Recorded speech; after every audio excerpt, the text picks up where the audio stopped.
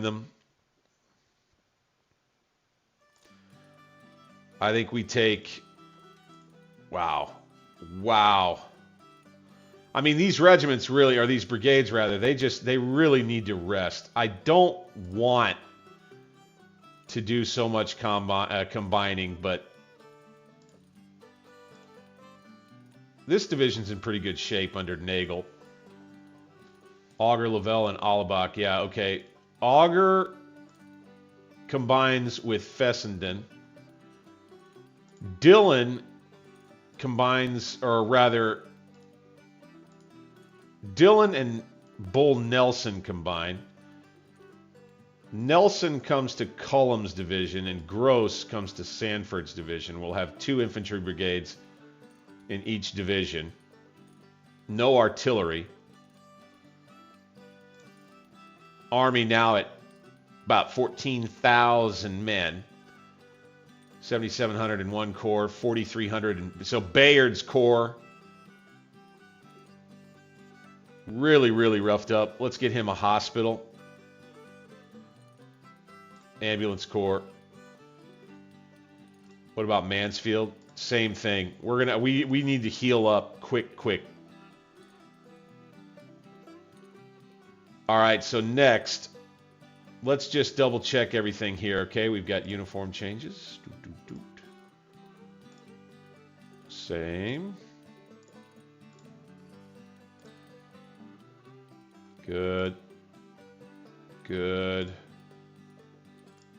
Let's go. Yep. These guys get their dark pants. Yeah.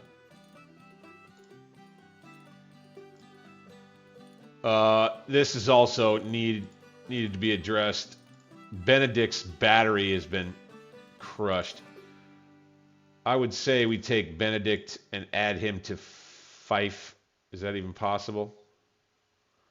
Let's put him here. Okay. Yeah, we'll just put him in the reserve.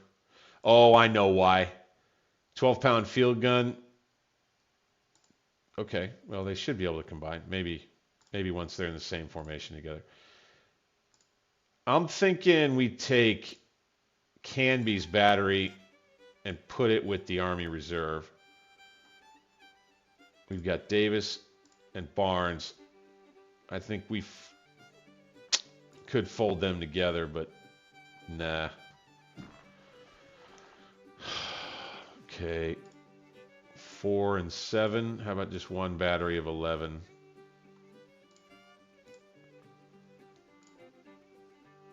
All right. Now, let's take these units and rename them.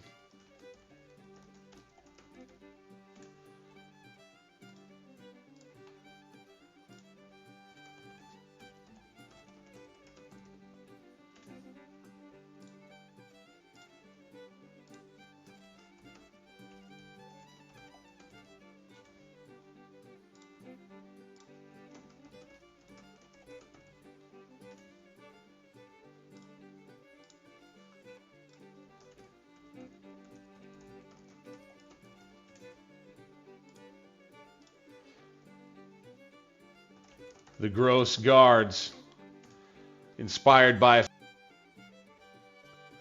Busey's boys.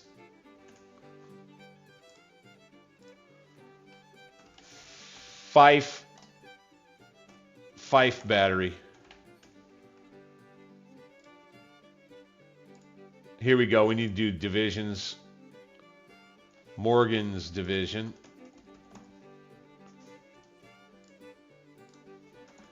Nagel's division. Sanford's division. Standardizing it. Lyon's division, please.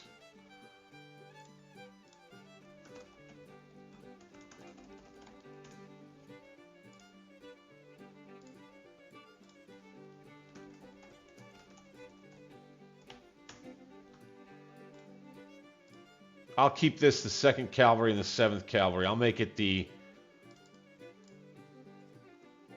22nd Cavalry and the 27th Cavalry. The two kind of denoting cavalry units that we have out west is kind of what I'm going for there. Got the cup of Joe in hand tonight. Now, we've got some equipping to do here. Yeah, we never did upgrade the equipment for these fellas. Let's do the Sharps carbine for those boys. That's a lot. Barnes has the Smith carbine already. Good.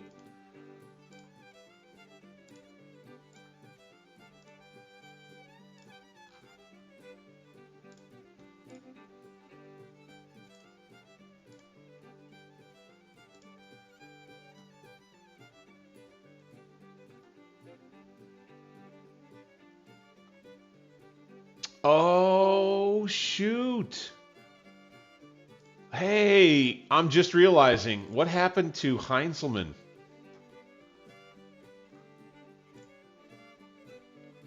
He got wounded. Really? He got wounded in that last battle.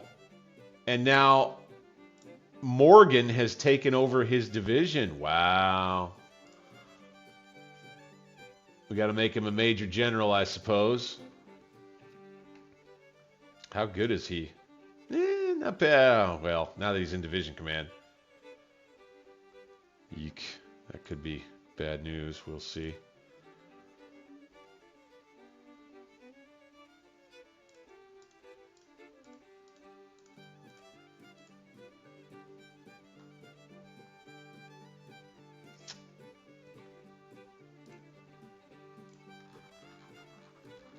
Let's come back to that in a second.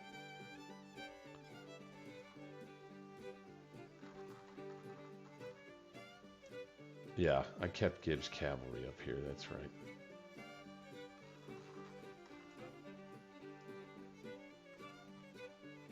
Let's do something real quick. We'll get back to Army organization. Gibbs Cavalry, let's bring him down here by boat. Ah, damn it. Okay, he can't. He's, okay, I see. He's orange.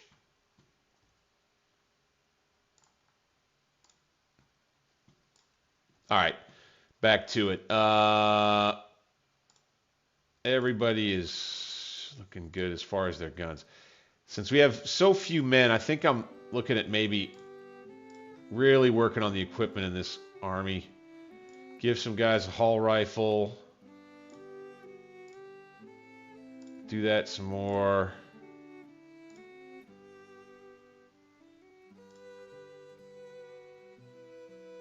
Infields.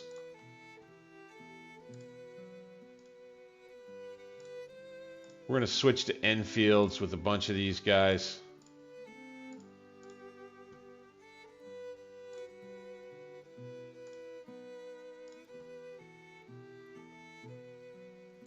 Plains rifle, let's do that.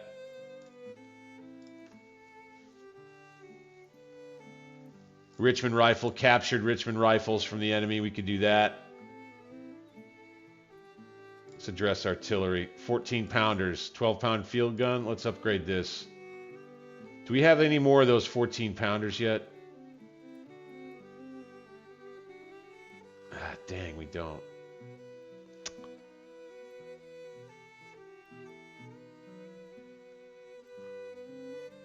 Yeah, let's do the 3-inch ordnance rifle. Okay, we need to upgrade this one for sure. There they are. We have 16 of those. Let's go ahead and do it.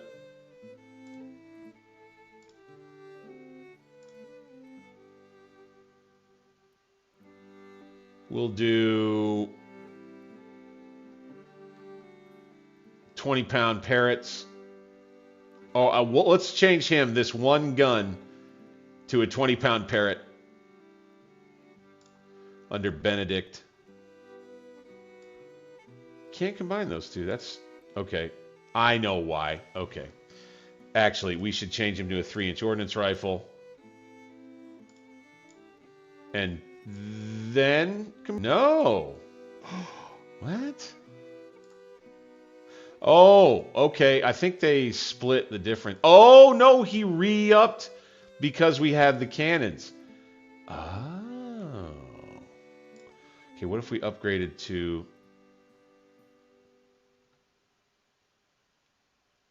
What if we upgrade... Oh, my, those 30-pound Parrott rifles. Those are dangerous, man. Let's just do 10-pound Parrott rifles. Let's do that. So he'll have 7, 7, 10. Okay, good. I think when you do that, you can redistribute the guns around the two units. Now we've got the Army of the Mississippi. God, they get 8,200 men disabled after the campaigning down here in western Tennessee. They're going to need to rest for a while. But that'll do.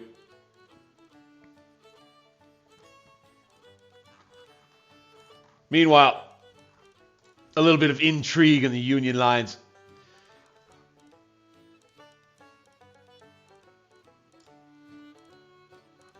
Citing the slowness of his army in this last battle outside Memphis. Earlier, he had been humiliated at the Battle of Widow Burns.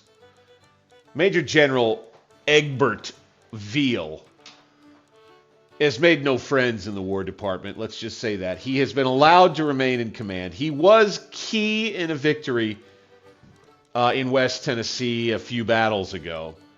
But he's made some of the wrong enemies privately and in the circles within the War Department. And now we're going to have a change at the top, my friends. He's not that good. He's not that famous.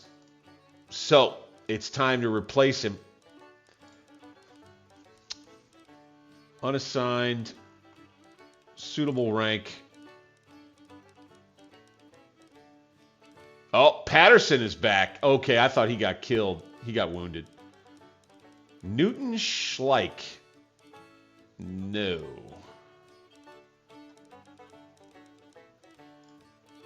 Henry Dillon. I think... No. No. Okay, no. Okay, cancel all this. Cancel all this. Wood. Brigadier General Thomas Wood. Brigadier General Lew Wallace. Only with 1 star each. Lew's fame is on the rise. I think we promote him to Major General and risk... dang it. But his fame is on the rise. He's going to get the chance to do it next, so we got to replace him with Dillon. Let's do that. Okay. Dillon will take over that corps. Veal will be replaced by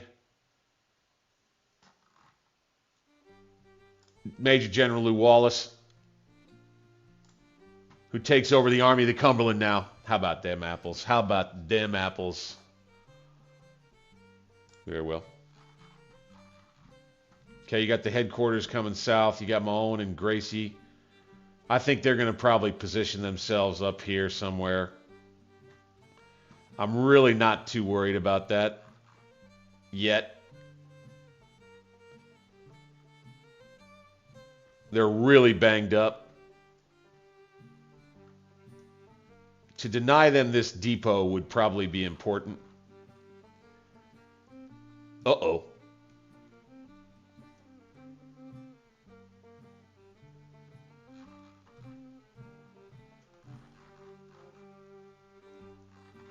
Wow, here you've got the Army of Northern Virginia with 5,300 men and 12 guns coming at us. Wow, the Army of the Potomac. I mean, we're going to have Wessel's First Corps, the Steel Corps, as it will come to be known, on the field first with 49 guns to their 5,300 men and 12 guns. I believe that we'll be defending. A bit of an odd move in my mind by the Rebs on this one, but by God, we got a battle. The dictate has been among everyone watching that we fight the battles. So, oh, Hazel, you good? I think Hazel heard something. She's going a little nuts. I was real busy today. She didn't get a chance to play with other family dogs today like we usually do. She might be feeling a little bit of the jitters. Major General Hurlbut, he may be replaced next soon. He's kind of been floundering in the Shenandoah Valley. There'd be plenty of reasons to go ahead. Jones M. Withers at the head of the Confederate Army here, and we are, yes, defending. We'll be back at Winchester again. With high readiness, we can put dudes wherever we choose. Let's bring the First Corps out, shall we?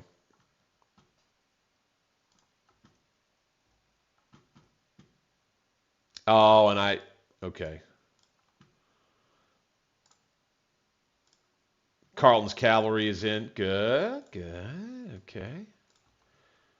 And then we've got Mr. Hurlbut himself with the reserve artillery. Hello. And 18 points of entrenchments. Plenty to work with here. Wonder what the Rebs are going to have in store for us in this one, because they have to attack. If I were them, I would flank this way.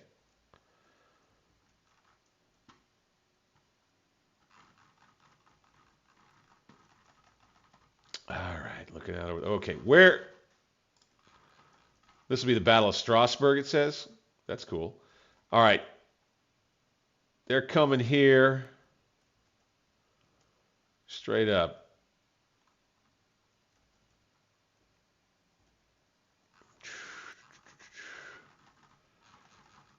I think maybe we take Halleck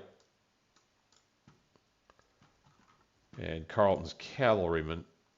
Just post them on this ridge here, at least for the time being. Have their cannon looking out. Hello, Governor. Meat Cutter checks in. Welcome in, man. Welcome in, all you guys. Thanks for being here. Let's get scouts out.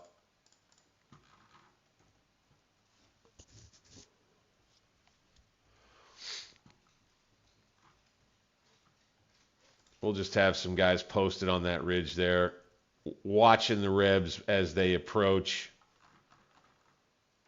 I fully expect them. So we grab this crossroad early enough or take... Yeah, here we go. Let's do this. Some parapets. Right there.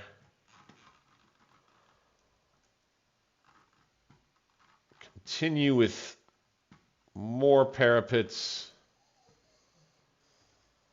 Say... right there.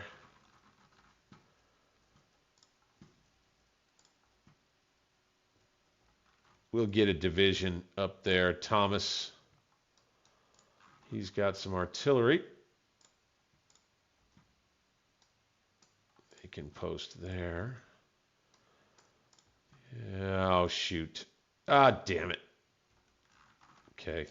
We just used up some of our precious stuff, our entrenchment points on Thomas, who still has Hunt's brigade, still has mixed muskets. Shoot. Let's get the plains rifles up on the works.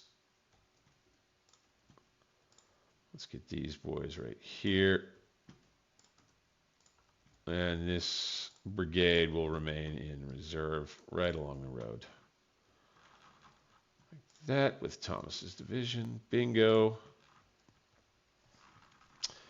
We'll do another little set of works right up here. Boom, boom, boom. With 1.6 left, we'll keep it going a bit. Boom. Boom, like that. And you'll have 0.4 remaining. Fantastic. Steele's division. We'll post them right over here by the victory location.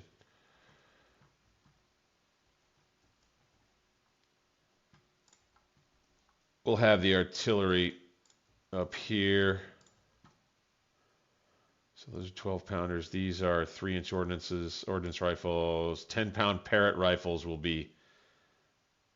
Let's have these 3-inch there. 10-pound Parrott rifles looking straight out this way.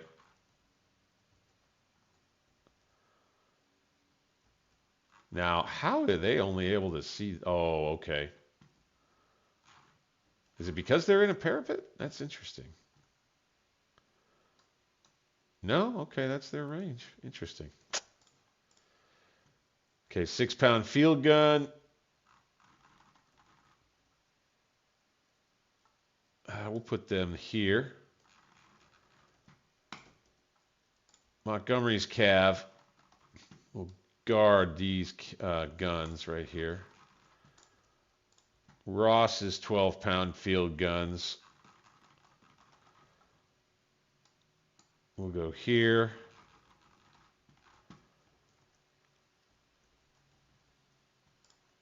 Just have some troops entrenched up this way with cavalry ready to ambush. And then closer down here, we'll just form a defensive line along this stream bed here. Let's have the core artillery set up on this bit of high ground here. Like that. Banks. Put his cav out there. Steele's division right here. So let's get Colt's crack brigade right there. There you, boom. Have troops ready here, here, and here.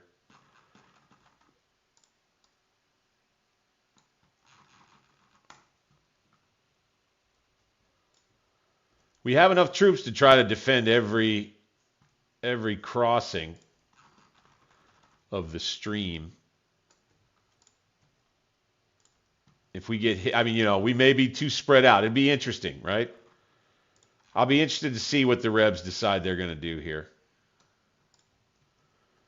Like, if I were them, what I would probably do is try to push directly at the artillery. So what I may do actually is get our troops just kind of ready to be in a mobile defense and counterattack when the time comes. Kind of like here. Just have Steele's troops ready kind of here. Make sure these guns stay out where they were going to be. Cover the woods.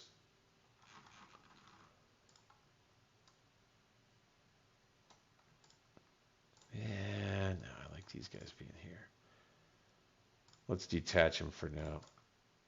Steele, get right in here.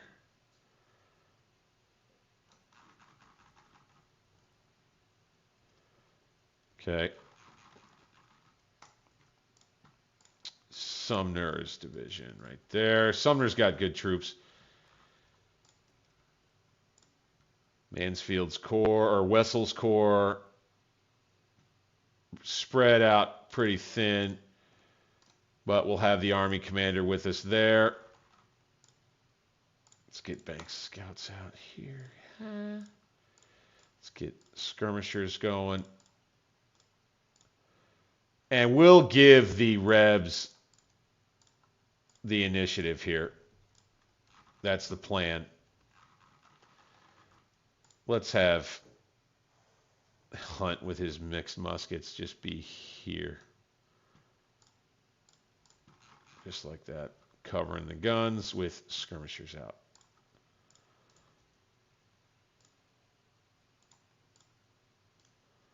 Always use those skirmishers, man.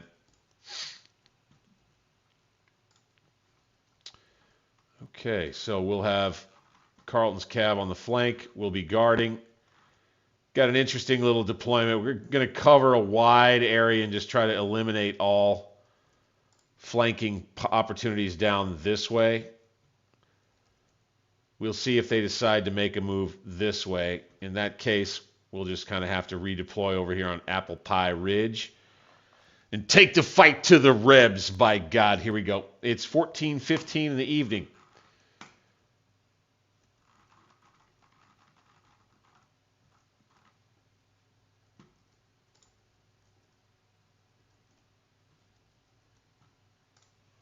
Here we go, gentlemen.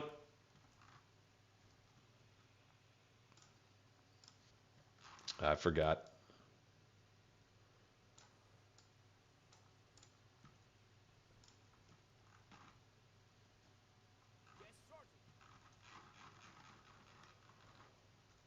Let's try that again. Right there. Okay, let's go 5 times. And see where the Rebs decide to come on. Let's bring these boys over here. All right, I see dust clouds. We are working with a minor victory for now. It's July 2nd, 1863, on the defense. The Battle of Strasburg, as they're calling it in game. I'm not sure if I agree with that just yet, but we'll see. Let's shift this brigade under Chavez. Or rather, let's take Colts and just put him right there.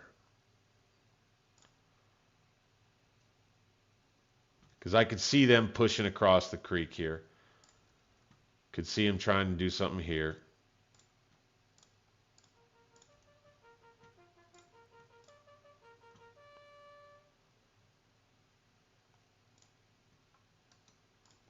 We'll get the skirmishers up on the creek itself.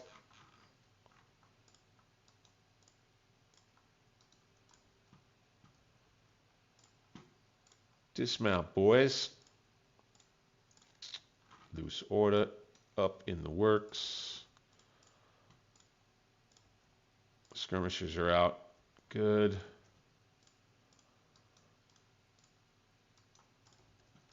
Got all those ready. All right, here they come right down the road. Look at that. Want to believe this is just going to be a wrap-up, done deal, quickie. Not sure. Maybe I've got bad intel. That's possible.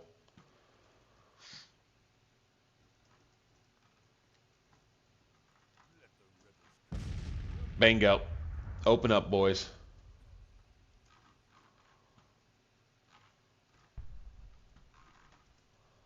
Let's let him come in close. Do not fire at will. We'll see what happens here. Maybe they'll bite on our cav over here.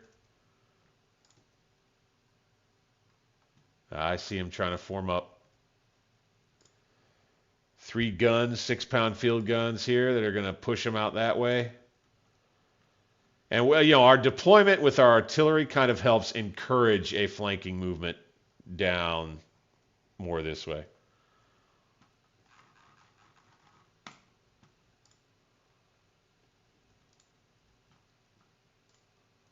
Don't want to get complacent with it, but I do feel pretty darn confident. And even though we're spread out thin, I think we can hold the line just fine. We can redeploy, counterattack if they poke a hole somewhere.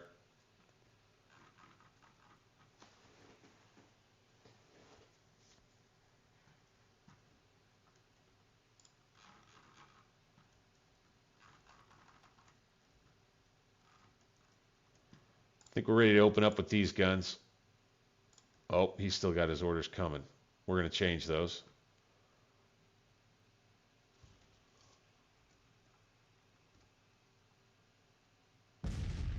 Fire at will.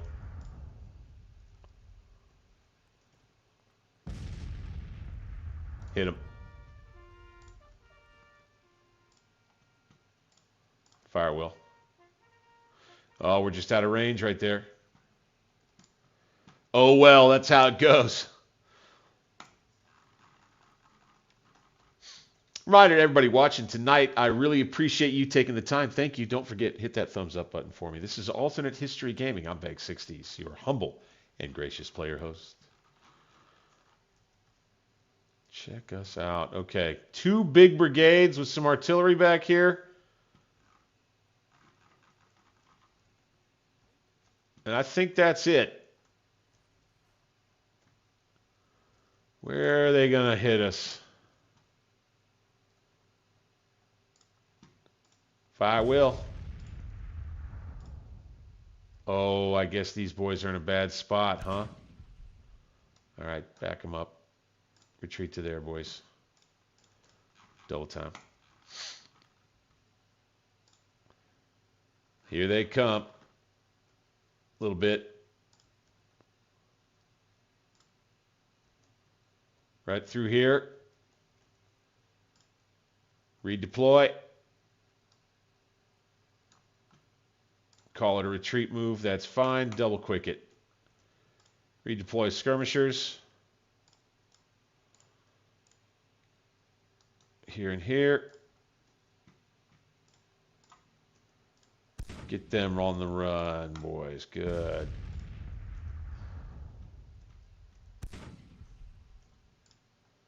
Okay, we'll have them under some nasty artillery fire.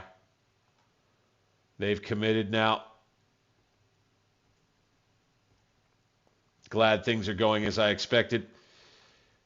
We're going to pull out, take a look from the distance. I think it's time to take Steele's division. March it up right here.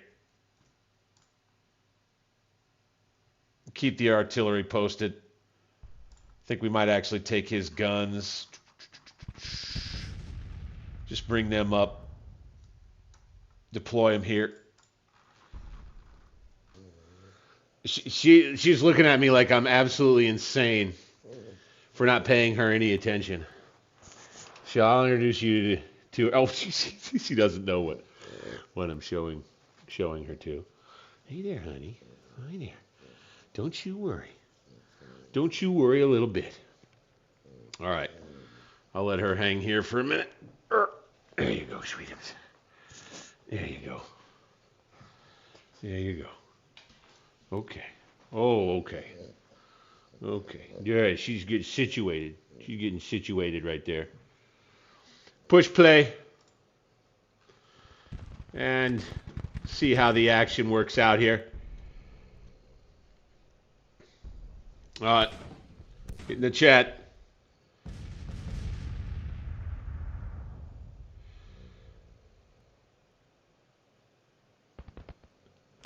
Here we go. They have done this. They've left their artillery out. So Gibbs or Carleton's cavalry, 2 of the brigades are going to come down and get it. All right, sweetie. Down she goes.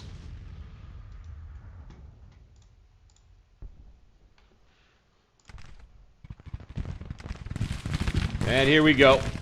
Skirmisher fight down near the stream as the Rebs probe and prod. Try to pick their place. We'll just take out the artillery threat right off the rip here.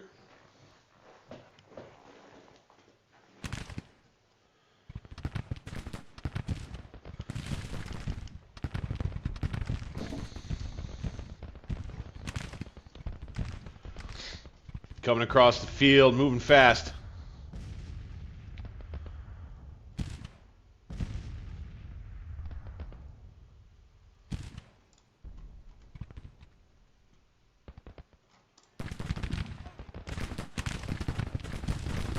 Oh, yeah, here we go. Looking good.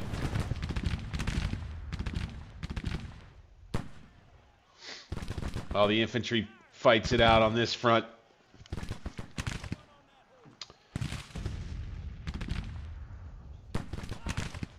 It's all going to happen here. I'm not going to commit the whole army to it. I think that would be a little silly to do. All right, here we go. Cavalry charges. Coming in. Keep them going. Yes. Yes, yes. Not entirely sure what these Rebs were thinking coming in here and fighting us like this. Not entirely sure about it.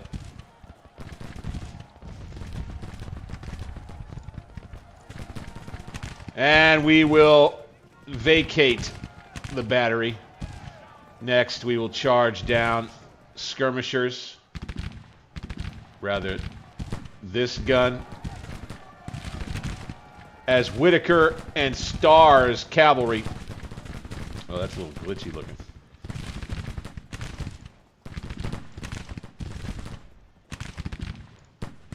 Yeah, that's funny. That's some Grand Tactician type stuff right there. So, Whitaker and Starr's brigades from Carleton's cavalry detachment will come in key for us as the cavalry takes the day. We might make it a quick one here.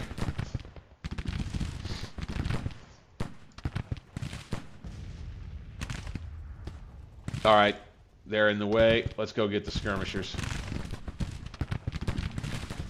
Or rather... Ooh, okay, we got hit bad there. Fire.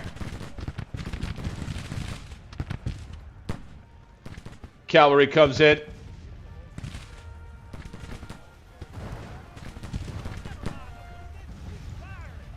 Block formation. Oh, Cav comes in. Causes some chaos. Here we go, Whitaker in melee with these Confederates right here. We did get into column formation. Charge.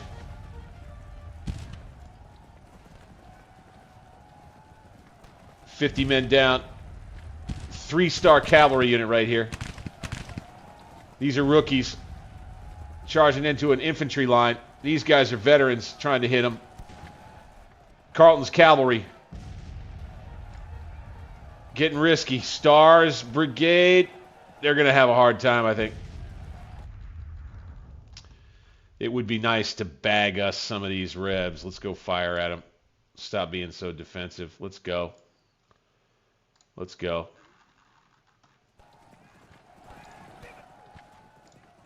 Well, graphics don't quite show up. It's a chaotic melee. Cavalry swords fighting and swiping and arm cutting and neck slashing, and now are broken. That's a morale thing. That's not a lost resilience thing. They'll both come back to Carleton. And the Confederates now have no artillery.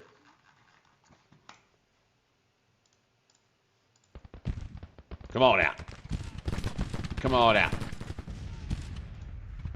Hey, our cavalry scouts are still here to harass. Fantastic.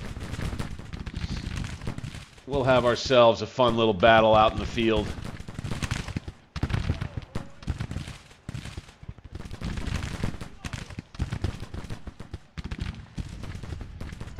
Love to see the cavalry scouts continue to come in handy, you know. All right, got Steele's division on the move. All right, Wincoop's cav. We're gonna bring them here. Russi here. Let's go there.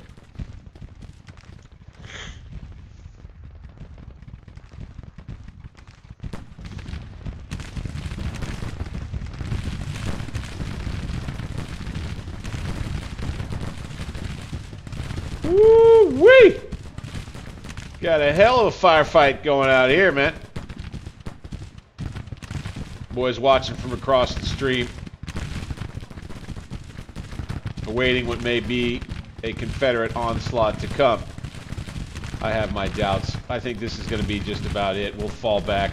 They'll probably try to come at the stream bed here, and we will repulse them. Or we reform here and charge them again. By God.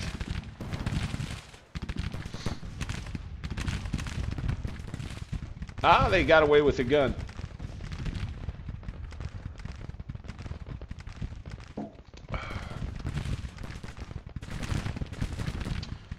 We do still have the Army Reserve Cav right here.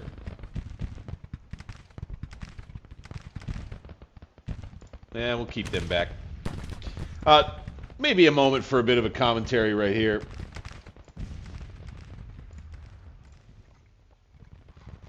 Gameplay commentary. So, I strive for, and I advertise this. Part of what I'm doing here is... Let's recut that. Part of what I strive for in what I'm doing is an authentic gameplay style. You know, we could swamp them with the whole, you know, bring the whole damn army over here and figure out a way to, like, make a complete circle around them. I don't believe authentically that any army commander would devote his entire army to bagging less, a division-sized force. I think an army commander, a responsible one, would probably task a couple of divisions with that, or a corps. A couple of divisions. A couple of divisions could make a circle around one division. That's 2 to 1. So, authentically, I like to believe that some of these army deployments would stay in place. Just because. Don't want to use up all the troops, marching them. They're human resources, right? Let's advance a little. Why not?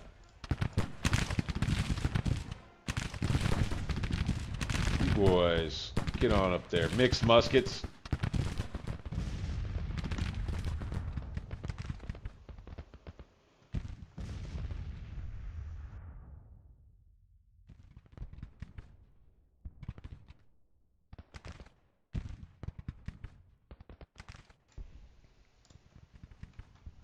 Excuse me. All right, these cannon gonna be up there. I'd say we probably need to put them right about there.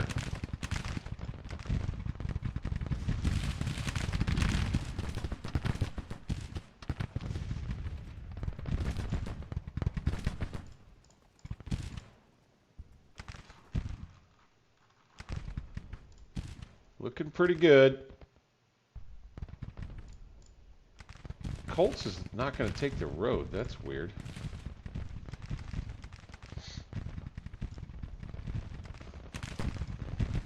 Yeah, you keep troops over here because you don't need this much of the army, really.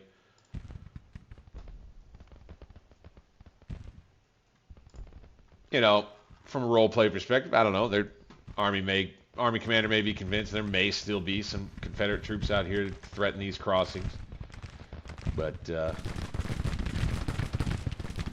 you give some of the guys over here that are assigned to this sector the chance to prove themselves in combat.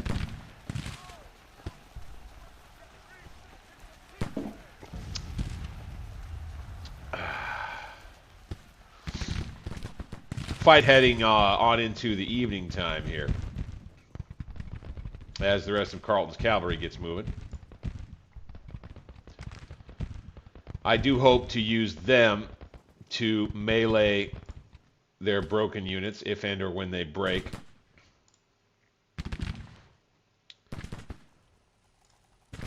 It's got me thinking that a late evening attack with Steele's division that's coming up may be prudent. Go ahead and push through the center crossing here and drive them out after they've been worn down by artillery fire and my skirmisher fire.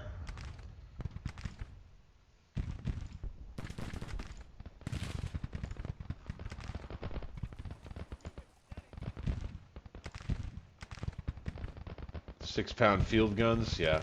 Dang, we're going to have to bring them up. All right, let's bring them to here.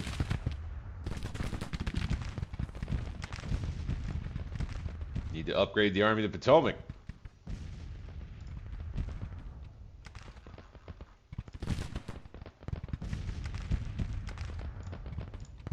Some skirmishers out right here.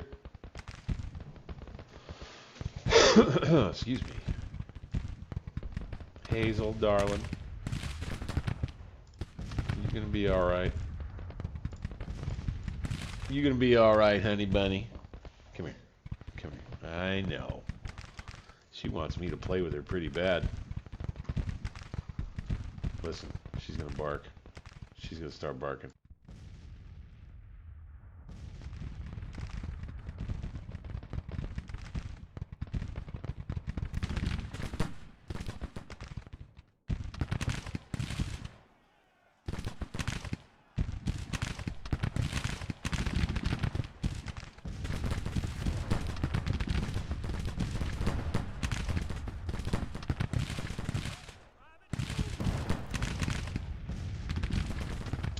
I'll tell you something. I mean, they don't have it all covered, man. Like they got a game to put together and they can't make it. They can't, like, you know, it almost works back into the tagline for my channel. We try to recreate history but can't. So it's alternate history, and that's kind of, you've got to do a little willing suspension of disbelief if there are certain things that you want to see that are detailed like that. I'm not sure. But what I will say about that is this. They do have in this game a whole military intelligence, you know, background system working. So, but it will only be working dependent upon how you've done in your campaign at upgrading military intelligence. You know, if you want to have it like the Union had it in 1864, you got to make it that way.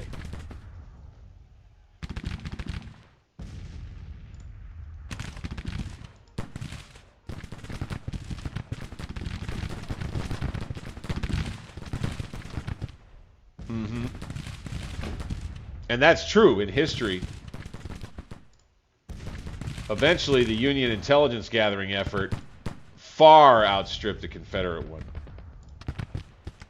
Here we go, back to unstable. Let's go here.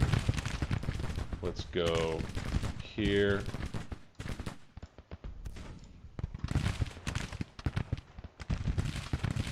And we'll watch this flank. Be ready to charge down broken units as planned before. I think an evening attack by Steele's men is what we'll do.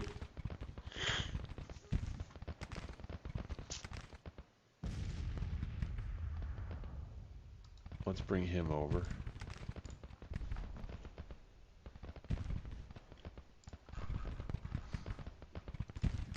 It is, so I tout this game right here as being, you know, if you want to try and fight the whole shooting match from Lincoln's seat, so to speak, kind of managing the whole affair, there is no better game for the modern day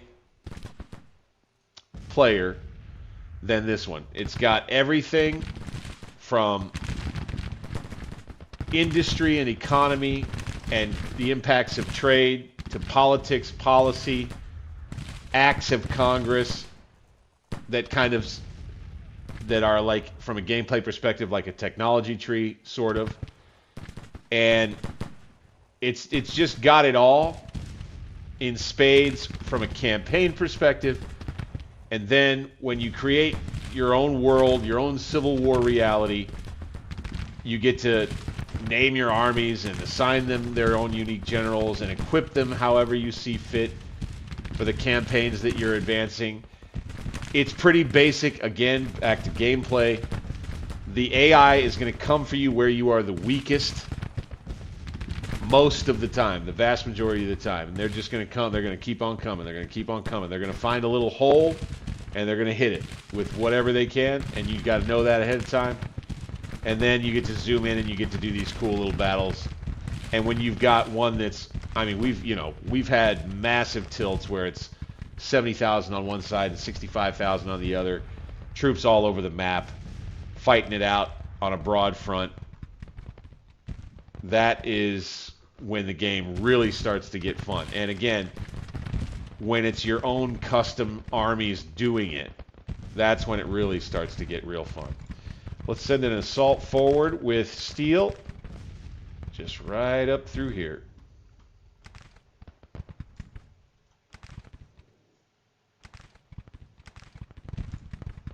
Got the batteries up. There is one better battle game, okay? And I talk about this often as the distinction I make between Grand Tactician, which you're watching here, and Scourge of War, the other staple 19th century combat game that we play here on Alternate History Gaming. Scourge of War is the superior battling game. Grand Tactician is a superior grand strategic campaign experience game.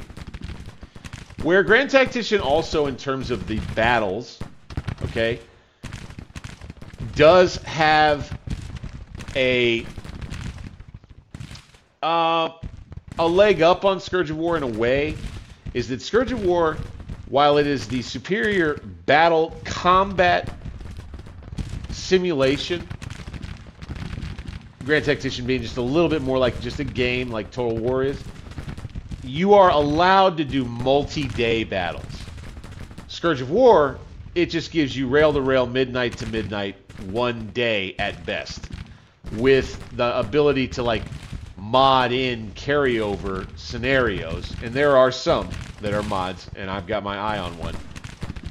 But Grand Tactician does that in a more, I think, easily approachable, polished, intuitive way with what they have here.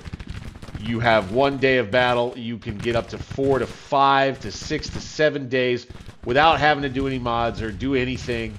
It's just in the base vanilla game. And so it really does work great that way. And I would pick Grand Tactician for its the ability that it gives you to tell your own Civil War gaming story. You can build whole stories behind commanders and why this or that. And I love doing that. That's part of like creating headcanon while you play about your army and your situation and why this is that and why this is that, and tying your gameplay decisions and mistakes into some of your storytelling, right? World creation and lore generation. This game is really more for you.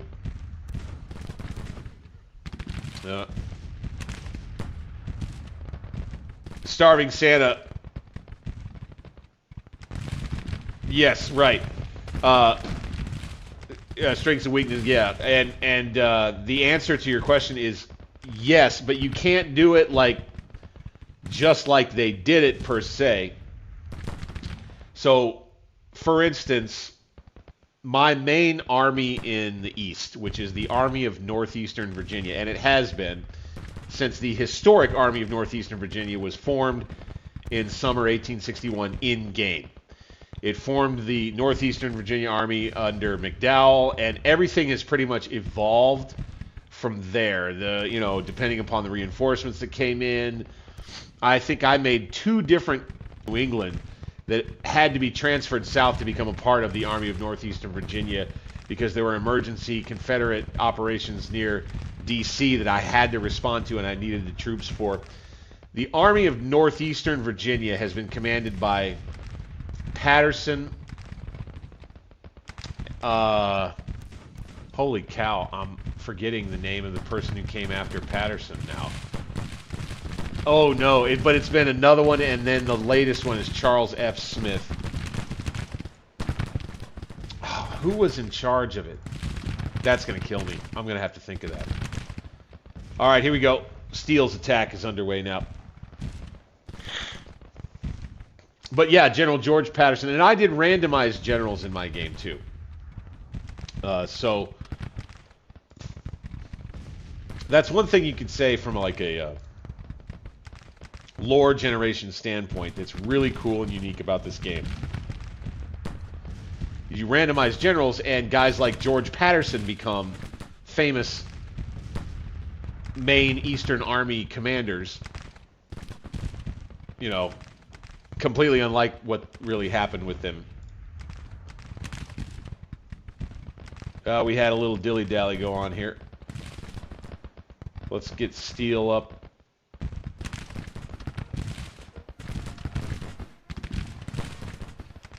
He's going to have his assault go in as he eyes the situation.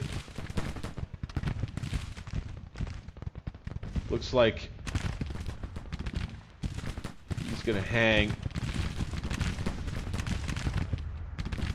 for now. Fighting continues on into the evening right here.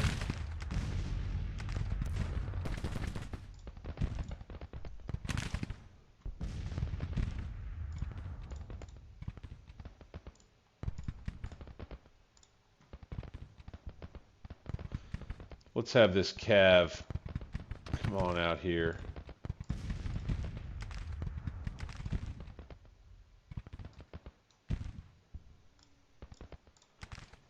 If you want to surround them with anything, cavalry is a good thing to do it with, and I think we'll move these guys out now that we've got Steele in the middle, making his move. Let's go mount. And let's bring you boys out to here.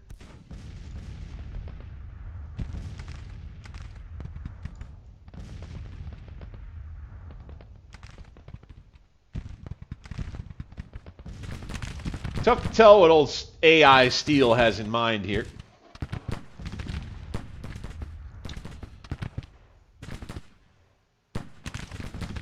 You know, so in my game, Charles F. Smith, I think, has been my best general so far. And in kind of a sneaky way. So he was a top division commander early in the war. Was a top division commander throughout pretty much 1861, 1862. When I formed corps with the Army, he was one of my first corps commanders. And he's just really, he's just risen up quick.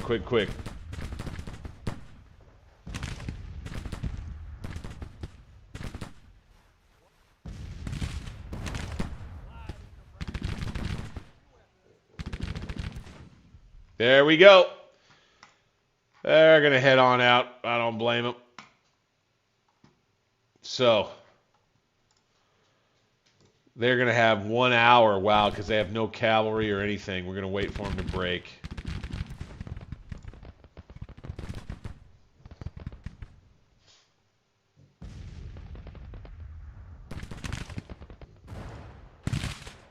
Here we go.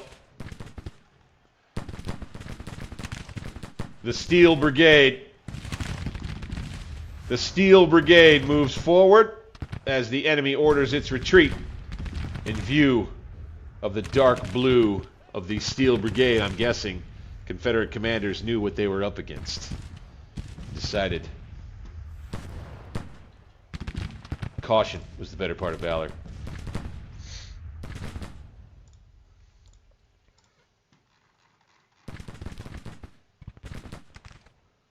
I'll tell you what, let's take Baker and send some troops out this way if we can. Jones, go get him. Go get him. See if we can bag this army in the Shenandoah and open up an avenue for ourselves here.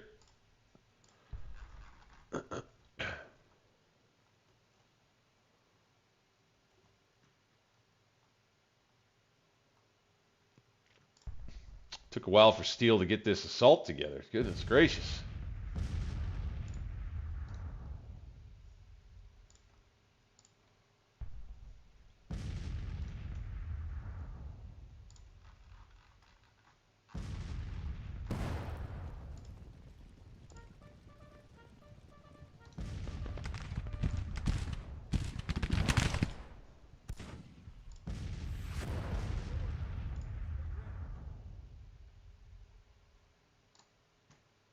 Here we go.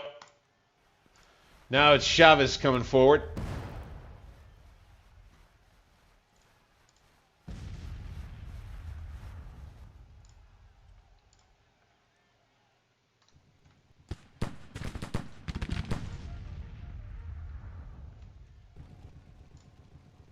Ah, dang, these guys aren't going to go after him. They're going to go backwards first and then shoot. And the Steel Brigade comes forward.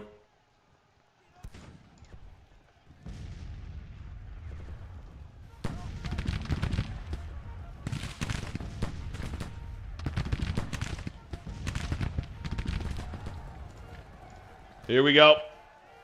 Charging in melee. I think we broke him. Fantastic.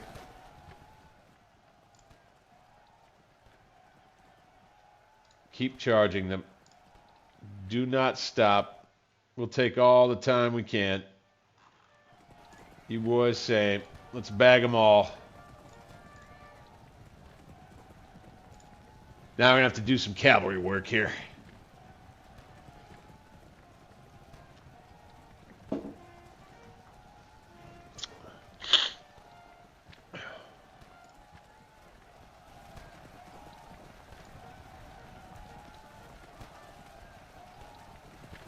You know, one thing I'm going to have to do in the campaign map when we get back to it, most likely, is to expand our prisons.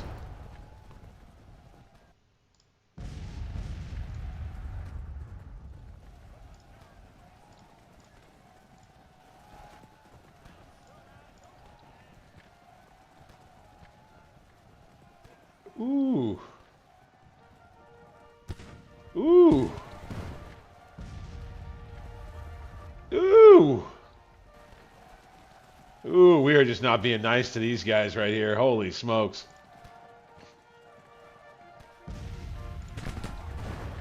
Ooh.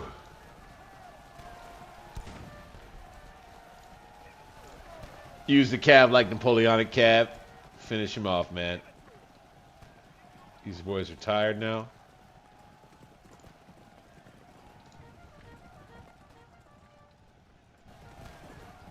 Chase him down, by God.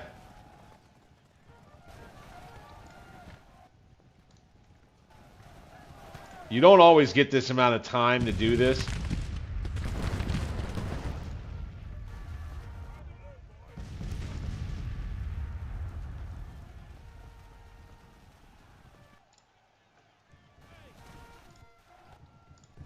It's almost like these guys had a death wish. I gotta be honest. It's almost like these guys had a death wish.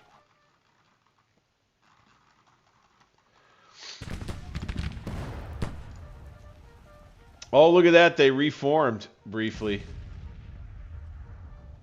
That's funny.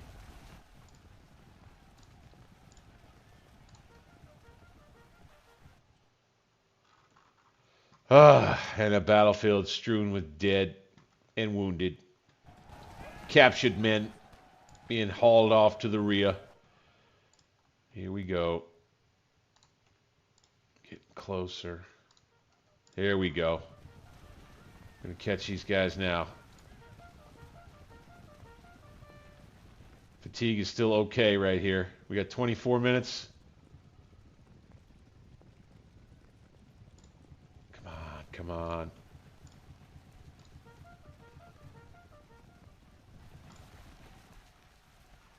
Let's catch him.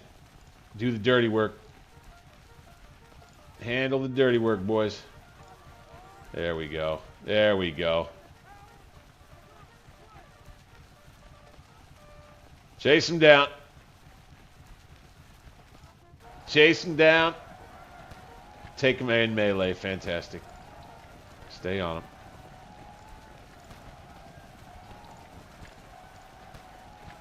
I don't care.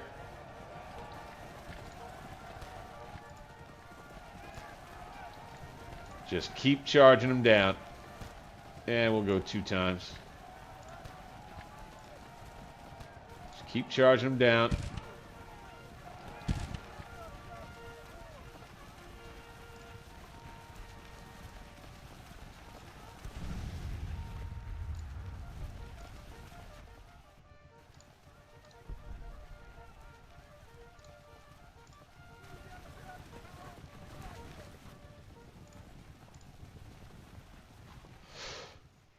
right. Well, I'd say that's probably good enough. 20 times. Oh, let's look at this real quick. How'd we do? Well, how about that? Lost nearly half their army. Ooh. That's no fun. Again, still a bit mystified as to what it was the AI was thinking on that one. They must have had bad intel. Don't know. Don't know. Nice victory. Army of the Potomac will remain steadfast and strong near Harper's Ferry.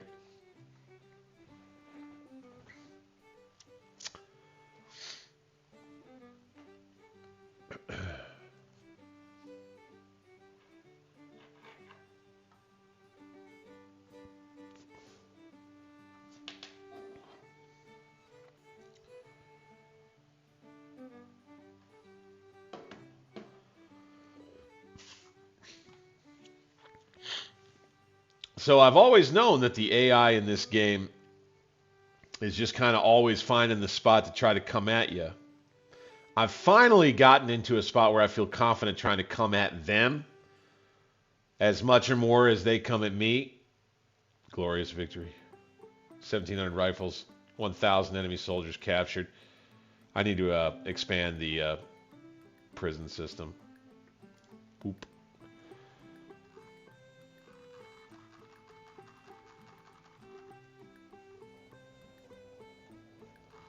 Here we go. We're entrenching here. We're not here for some reason. See, Pillow's Corps with McClellan intel says it has 16,000 and no guns.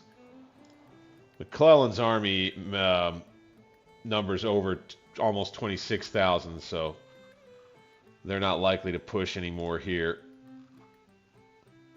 You can see our control of Central Virginia continues. 6th Corps and 7th Corps are ready to go.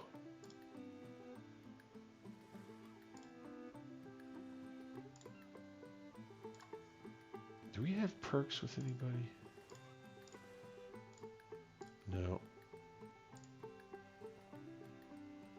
I gotta remind expert scouts.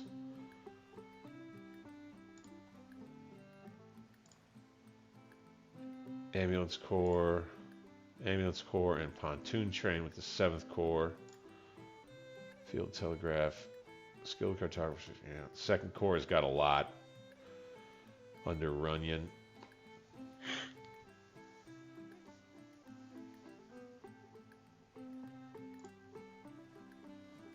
Third Corps under McDowell.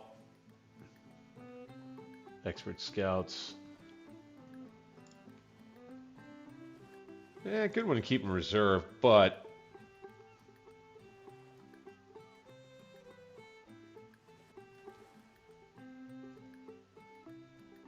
if he's got expert scouts, I think I'd rather position 3rd Corps kind of here.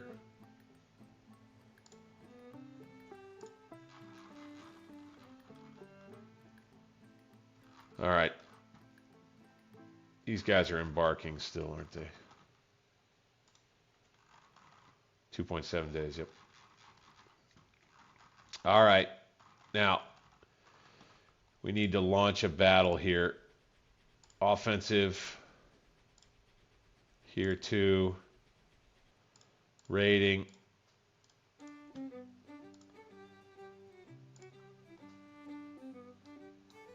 Coming at it.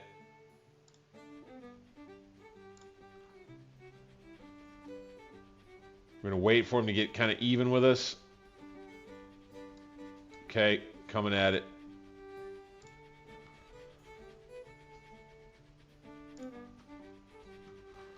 And the Battle of Fort Macon with the Confederate Navy right here, North Carolina Squadron.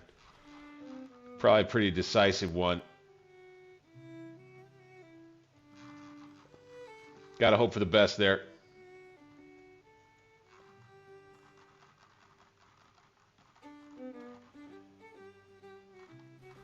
I just saw Gracie's Reb Corps pulling back toward Corinth there.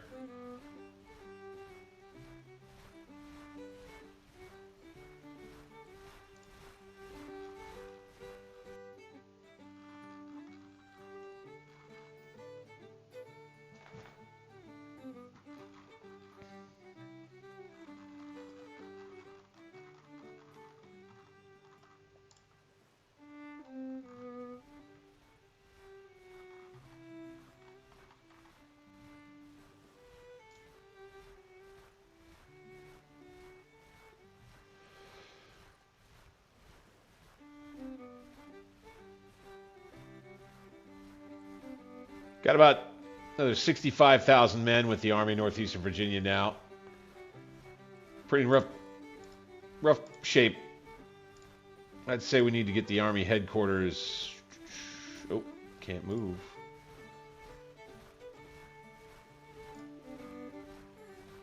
Fifth Corps can help. We'll have Fifth Corps in reserve.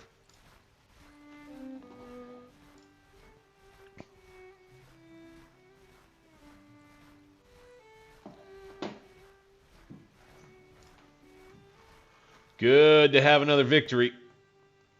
Good to have another victory.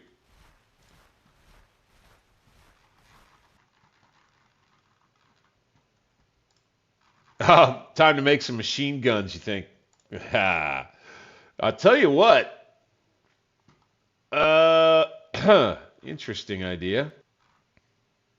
How close are we? Yeah, we've already done some spending in military areas, so... Market reform, we'll probably do that again here soon. Could subsidize industry again. Let's do that. Dunk. Send envoys, let's do that.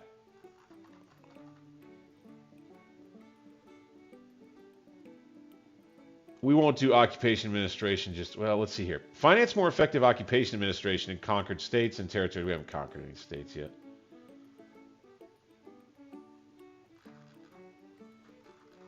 Yeah, okay. Bingo. But I tell you what. No, we already did weapons orders. That's right. I thought we had maybe not. Here we go. The Atlantic Squadron.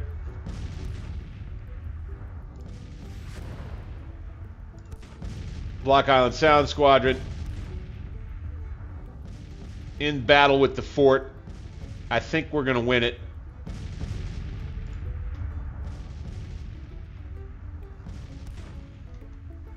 Oh, the USS Antona is sunk.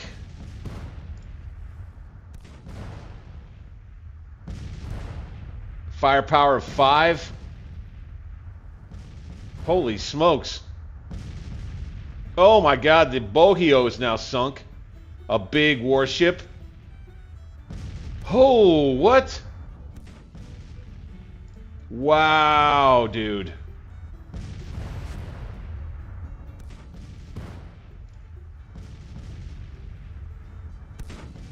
Oh my goodness. Atlantic Squadron's getting wrecked.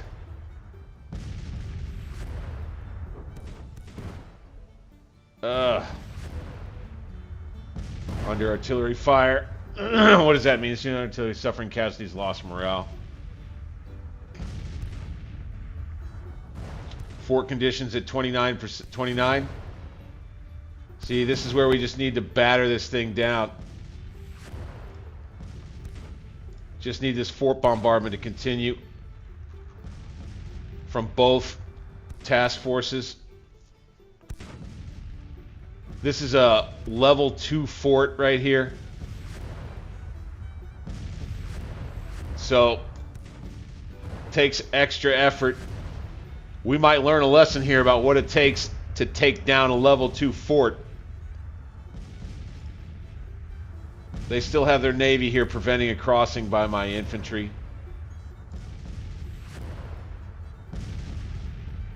For the most part. I might be able to sneak up here. Problem is I have no provisions and barely any forage.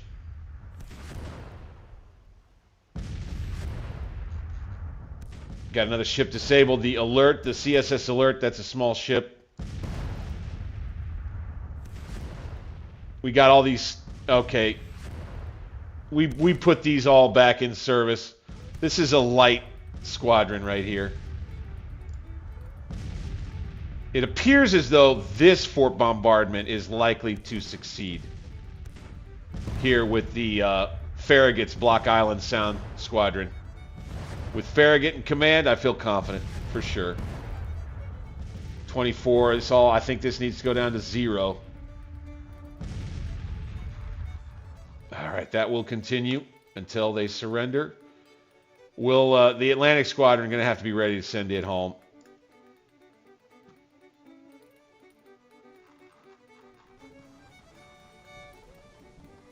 Alright, able to dig in along the line here. I think I might like, if I can, I'd love to be able to add an engineering perk to one of these core. Can't do it yet, though. Let's check the condition of these guys. I have, so to just address that real quick, I have begun the projects to construct all of these railroads out here. Literally all of them. You can see some of them are quite a bit further ahead than others. But we still got a ways to go with just about all of them. And so we probably aren't going to have a fully industrialized situation, economy, a war economy. It might be a whole nother year in game if I'm looking at that progress. It might be a whole nother year until we break it all loose.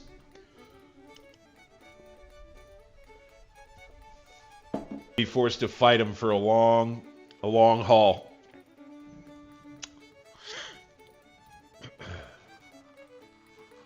Just crossed July 4th to July 5th. And when center wing gets back in good shape, I think it'll be time for McClellan to push with his army and get Pillow out of West Virginia.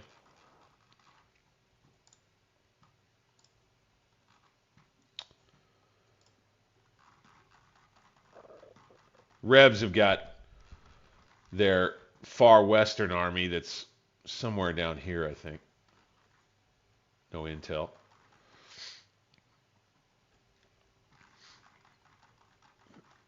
Just about done with this fort. Fantastic.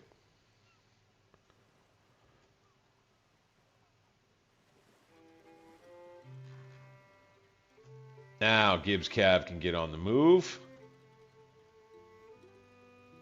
Let's bring them down by boat.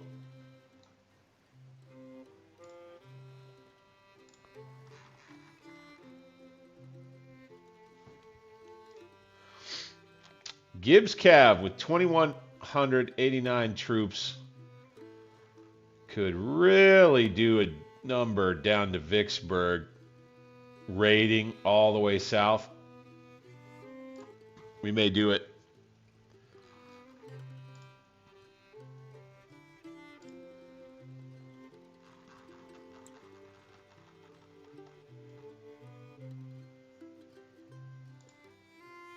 We are now basically unchallenged in the Shenandoah Valley.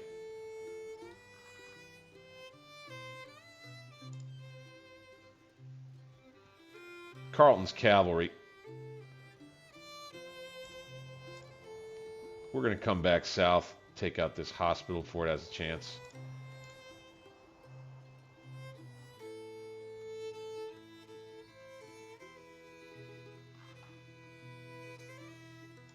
Let's take time to construct telegraph station.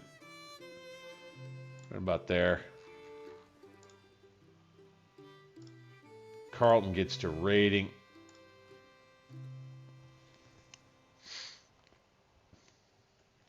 The whole valley.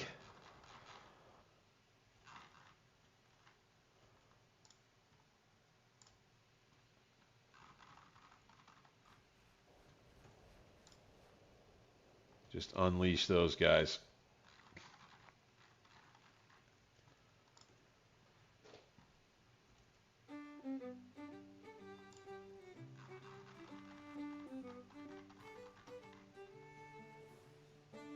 Third Corps, yellow. Sixth Corps under Butler, pretty good shape now. Second Corps, getting better, way better by the day. We may be in shape to hit him again. Down here with Hood and Barton's Corps. Those are the only two they have left that are worth a heck.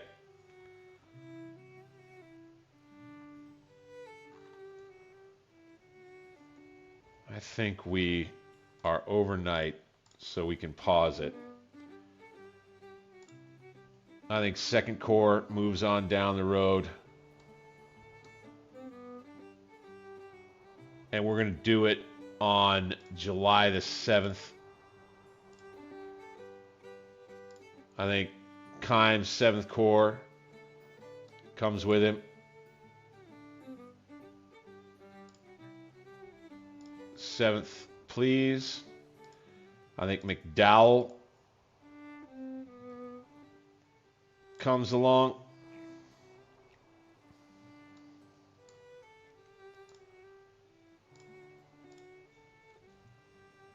The reserve artillery.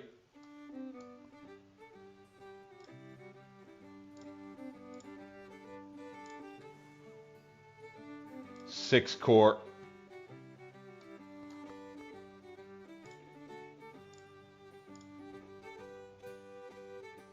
And then we'll leave 5th Corps and the Army headquarters back here. These guys are so beat up, I don't believe they'll be able to push from the south and hit us here. We'll see if we can take out these corps around Charlottesville in the coming day.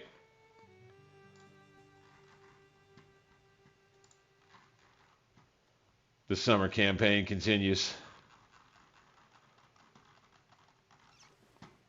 All right, here's Carlton. Before he goes on his raid, we're going to want him to rest up along with the rest of the army here in Memphis.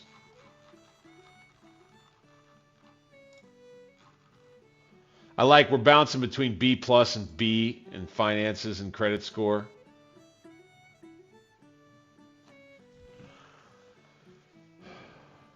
Still only getting like, this is a modest amount from income tax. It's not that much. I was thinking we might get more, really.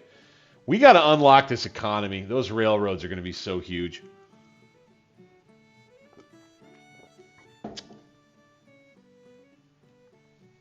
Our buildings cost is massive. I think we'll take care of that issue of a new prison camp.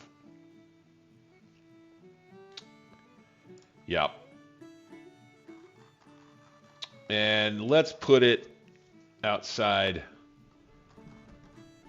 All right there.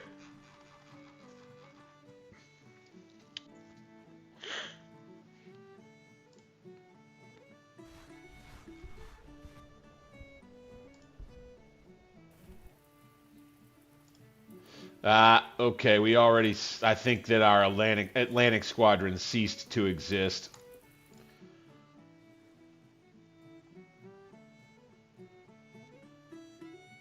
Here we go. We're down to 6.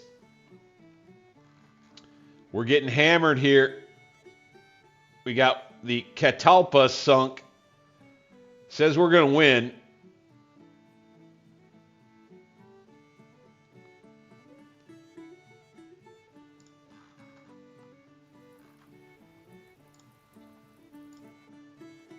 Oh, the cannon fire stops, I guess.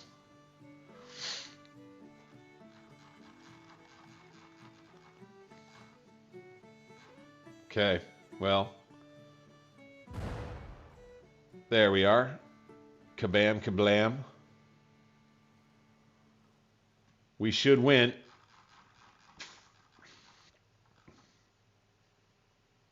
And take a little more control of coastal North Carolina. I'm down. Down with that.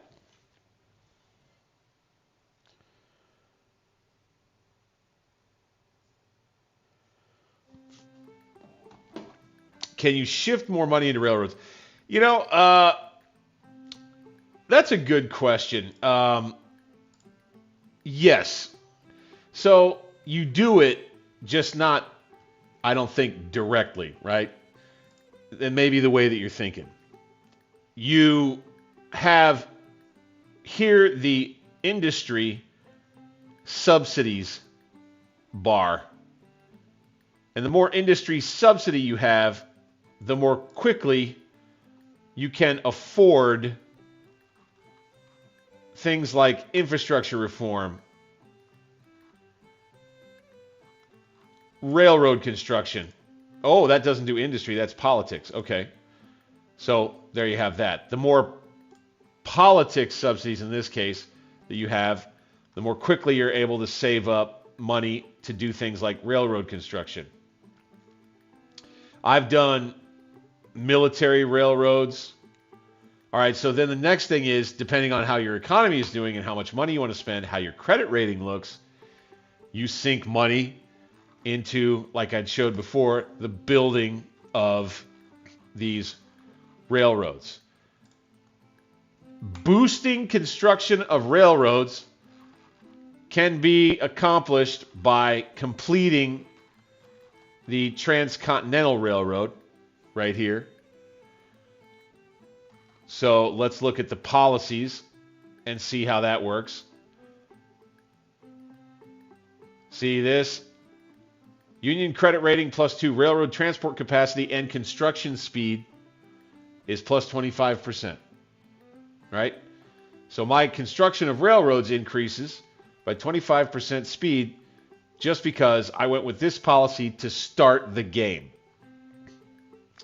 I worked that into my strategy because I believed that I could hold off on railroad construction across the heartland of the Union, but it turns out pretty hard to actually win the war without having the railroads backing the war effort.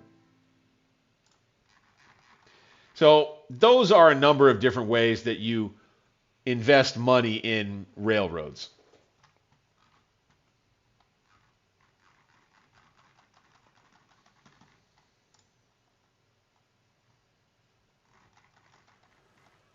Okay.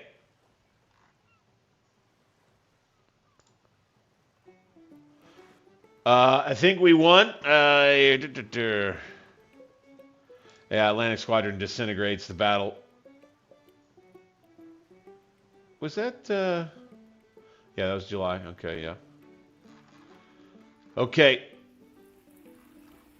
Here comes my main Eastern Army down the road. Right at him. Okay. We've got ourselves a hell of a tilt. The Army of Virginia with a little attached HQ unit. That makes no difference.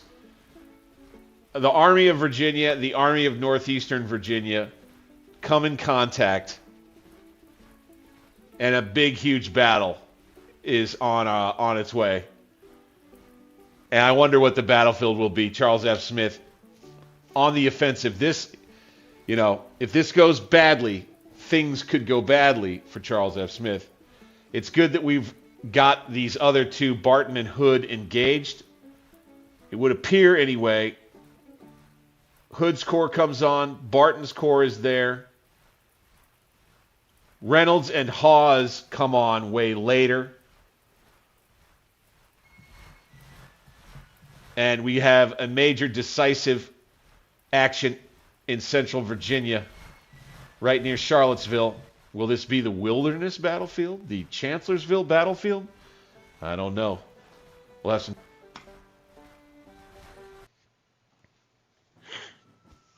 The Battle of Charlottesville, Virginia. We could go ahead and probably call that in our in-game lore. Call it that. I'd probably be okay with that.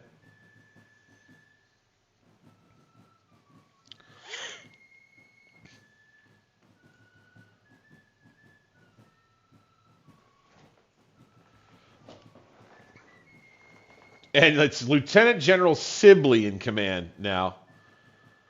Wow.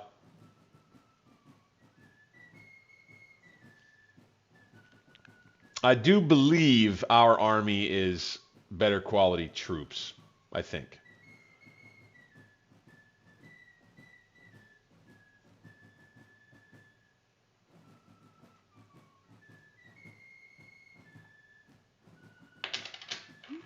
Watch out.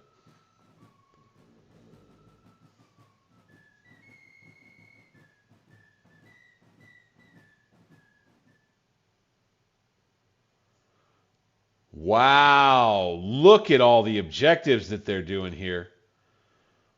Armies to prepare for battle. Here we go, folks. Oh, we're on the Appomattox field again. Nice. And you'll have the Rebs right centered right around here. You'll have multiple objective locations. And we're on the attack. So they'll be able to build up a lot. Wow. Wow. Okay. Who do we have right off the bat? We've got Keim and Runyon, who came down first, and McDowell, along with Smith and the Cav Reserve. Hancock and Butler haven't arrived yet. Interesting. Okay, let's get Keim. Let's get him out. Kind of like that. And then let's get Runyon. Let's get him out. Like that.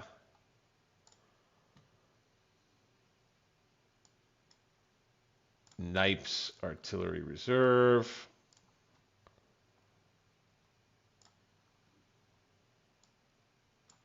McDowell. His corps. Okay, so obviously we're just going to be kind of coming on here. And just need to get the army ready to get on the road, I would say.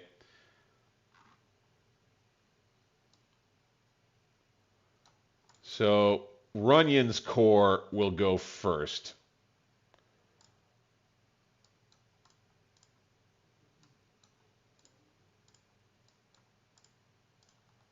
For sure.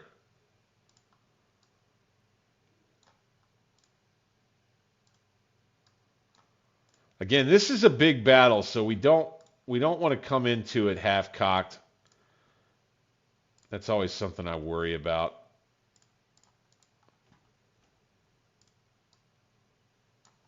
Let's do that. Let's have these boys right here. Hamilton's division. Duryea. Let's just have you here like this.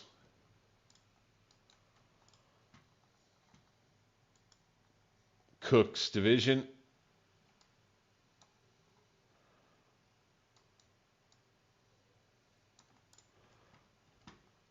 That'll be Runyon's corps.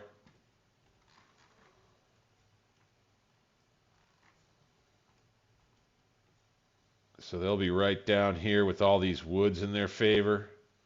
They probably have quite a few entrenchment points that they can use.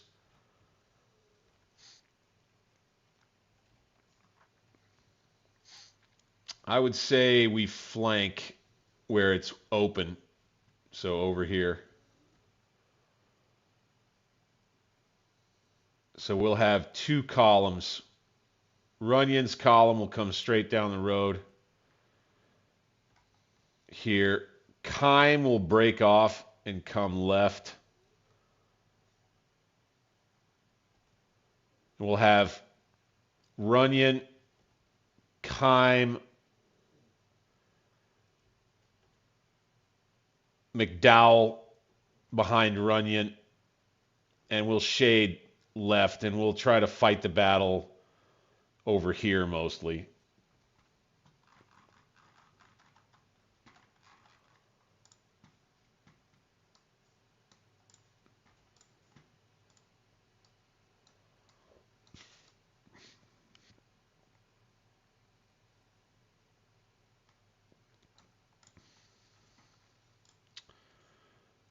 Okay.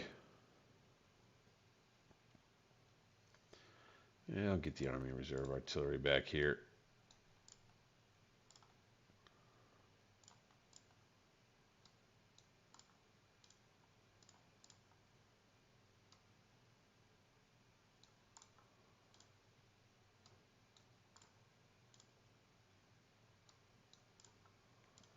Just have a whole park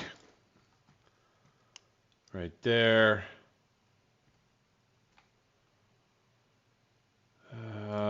These divisions will be waiting.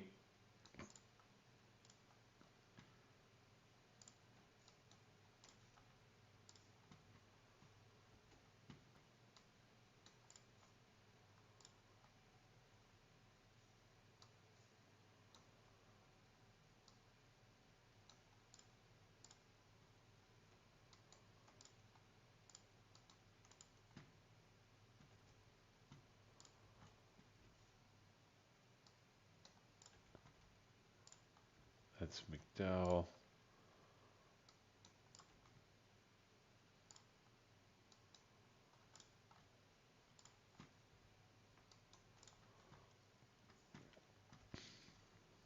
Then we will have, so Runyon will lead the way. Runyon is probably going to go ahead and deploy when he gets over to here, Clover Hill. He'll probably deploy and cover this area here up to this crossroad. And we'll try to take this triangle over with Keim after he splits and comes down this road.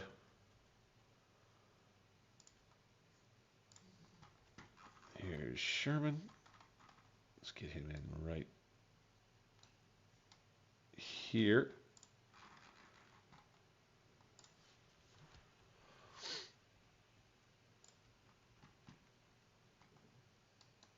Smith amidst his men there. And the rest of the army under Keim be here.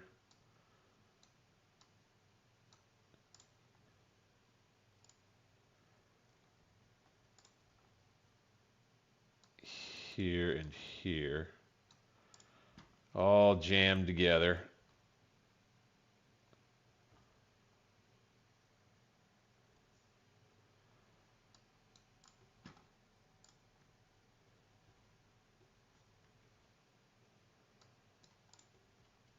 Elliott's corps or brigade. Keim's corps artillery just fits in right here. Boom, boom, and here. Get it all next to the road. Okay, we've got ourselves the army just poised and ready to move out right here. And we'll just do real generic stuff to start with when we actually get moving here. We're starting at 0600, 0622 in the morning. Our Army Cav, which is with Elliott and Dennis. Who is our Army Cav? And Devin, who's way up here. I think Devin goes here. Oh, he's okay. He has to come on here. Interesting. Okay. So Devin and Elliott are going to scout ahead for the Army and do screening work. Then the rest of the Corps will move as we planned. We've got this one road to work with for a little while, the Richmond Turnpike. Wait, the Richmond-Lynchburg Stage Road. And we'll do things as planned from there.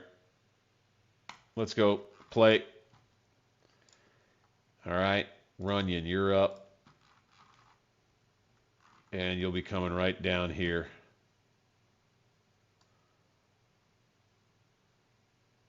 Boop. Looks like he'll split his column into two to get there. So we'll let them get on the move a little bit. Let's go 5 times on that. Let's go L.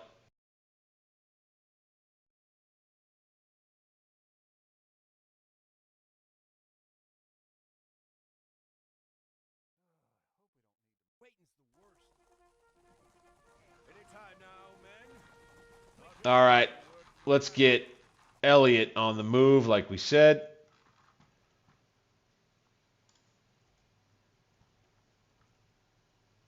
Let's go. Get his scouts out. Devin out here. They'll just keep an eye out on this right flank because that's the vulnerable flank for the Army. And of course, as we get troops closer, let's bring the Knipe and the artillery reserve will come forward along with Runyon and go there. Now, where are our other corps coming on? They're going to be here in 18 hours from Richmond. So up here, I'm pretty sure.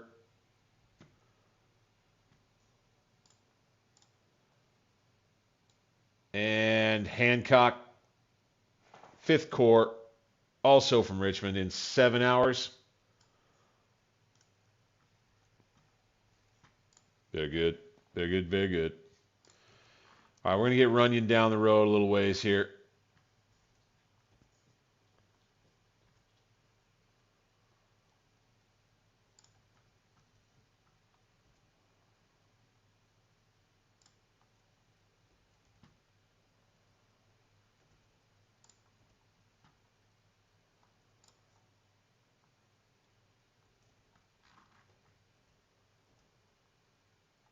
Kimes Corps is going to push out to here to make sure they take this road. That's why I'm doing it. All right. Come on out, Kime. Just like that.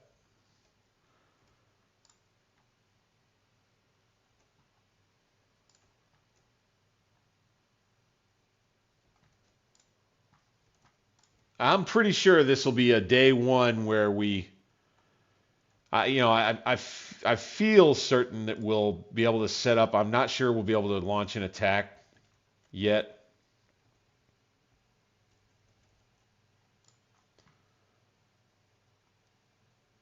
Get Kimes troops on the move. Good. Charles Smith will aim for Pleasant Retreat.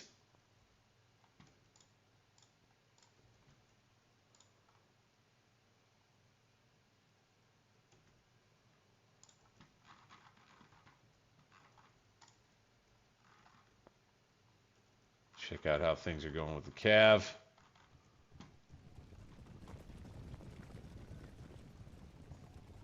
All right, we're not seeing anything just yet. It's cracking close to 8 in the morning here.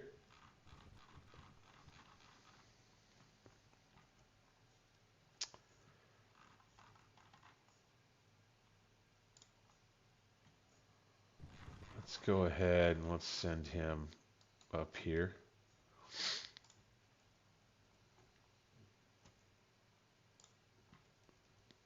You boys, scouts out.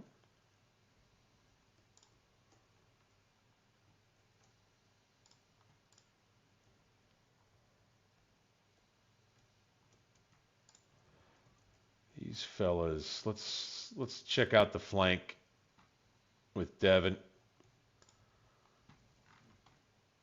Got these boys on the move, good. Kimes Corps on the move, good. All right, McDowell's been delayed a bit.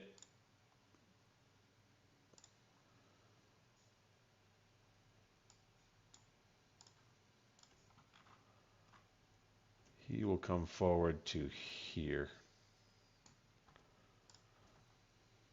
Now, we're going to slow this thing down, and we're going to get these divisions set out properly.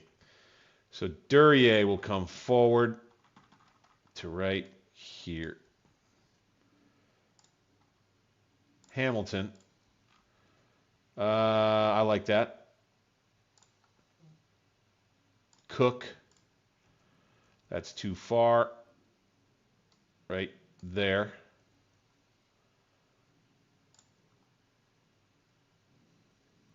Fremont.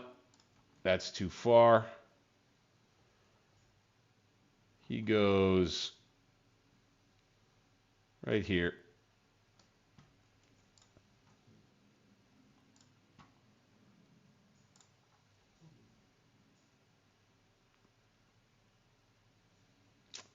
The batteries, I think, will end up in the center.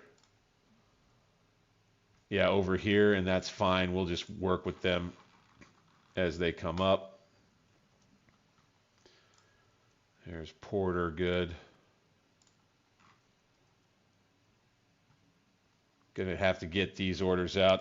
Get McDowell on the road, quick, quick.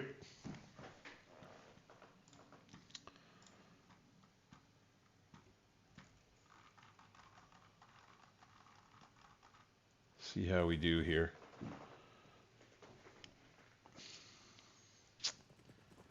Okay, I don't see him yet.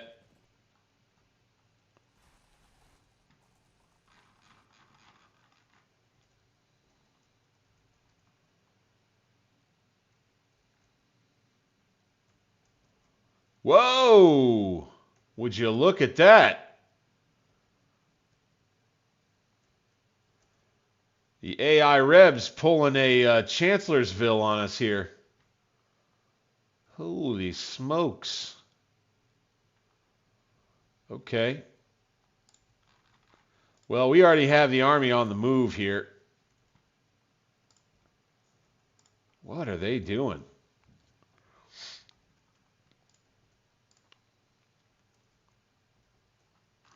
That's wild.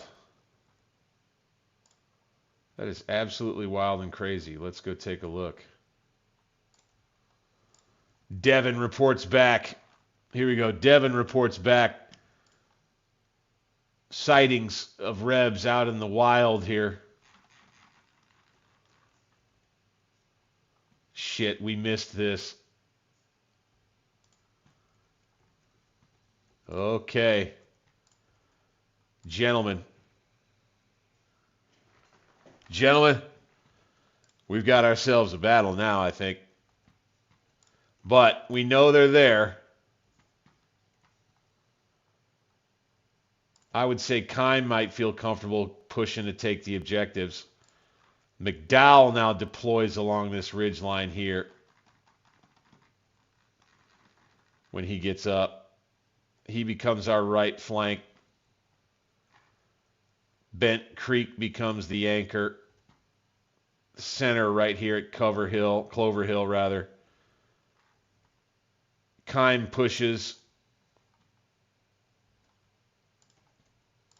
We'll have 2 corps here to fend off whatever this is. This looks like almost all their army. Wow. Holy smokes. Let's see how close Devin can get without getting himself into trouble.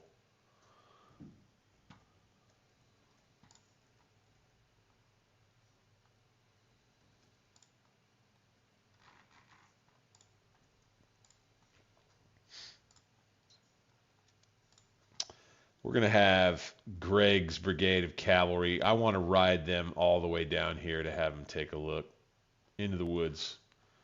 See if we can see any Rebs down this way.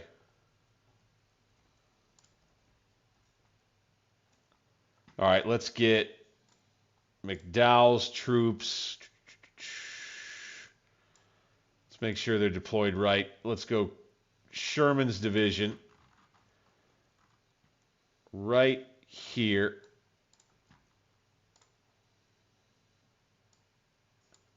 Let's have the corps artillery set right here.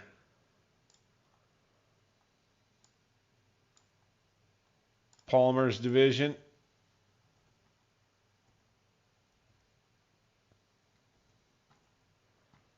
Go, say here.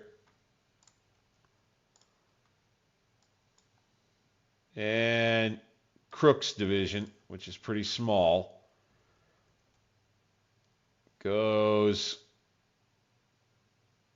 say here. Then Fremont's division moves to here.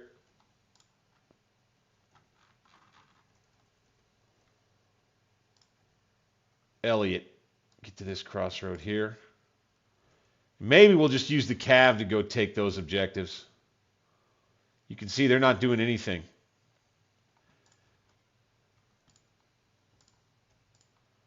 They're going to let us take the objectives, it seems like. That's interesting. That's very interesting.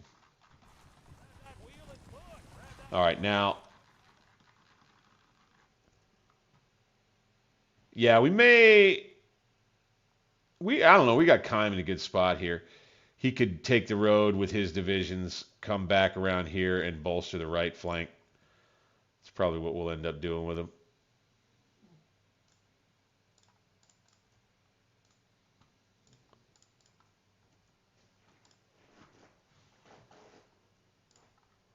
Let's take Greg. That's his cavalry. Let's post them instead of on his... Oh, okay, that's right. They were going forward to here. That's right. I forgot. Scouts out. Bryce's division, Keim's Corps, comes here.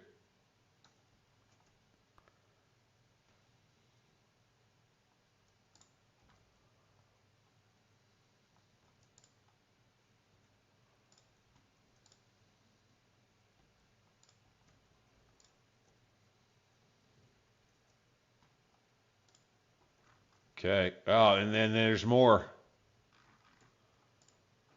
They've got everybody up here. Wow. Up at Bald Mountain and Piney Mountain. Well, we're just going to get ourselves all turned around in this one, aren't we, fellas? They're just sitting up there, too. What on earth?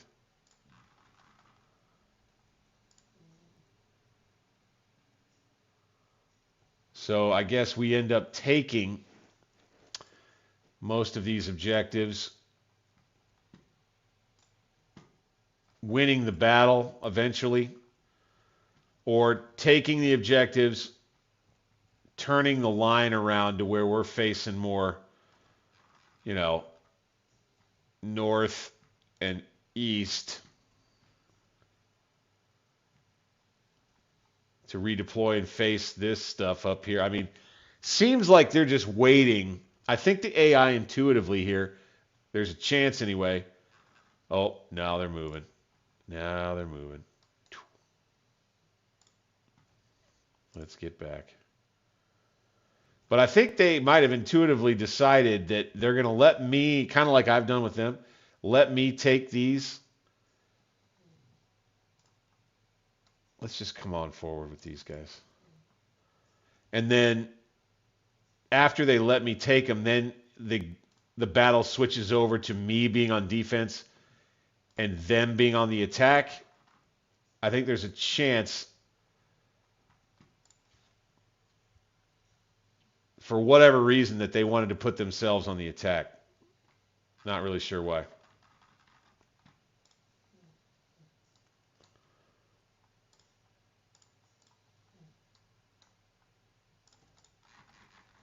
Let's take that. Let's just go ahead and take that if we can't.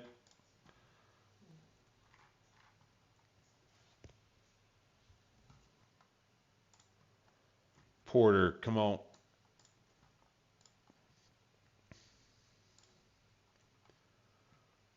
So here they come.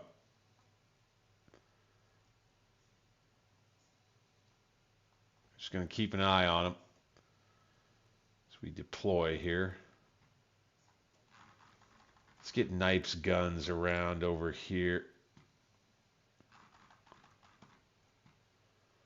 Let's go here. Let's go with these boys right here. Pugh's battery.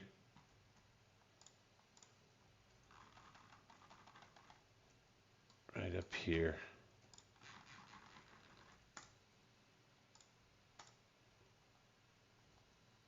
Knipe will come over with them.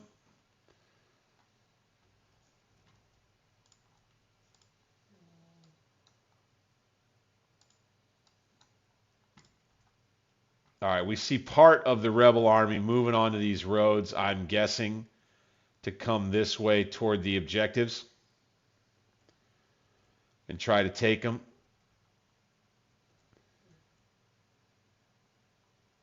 I'm thinking we take 2nd Corps and we get moving into town. I think we take them by divisions, though. Let's go Duryea up front into these woods. Cook next out to here. Hamilton in reserve there. Runyon's artillery. Posts here.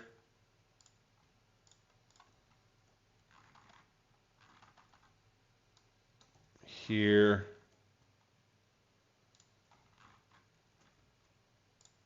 And obviously we're just kind of doing this on the fly. And here. Elliott's Cav moves his screening effort to there. Porter comes to here. Gregg. Anchor the flank there. McDowell probably needs to stay put.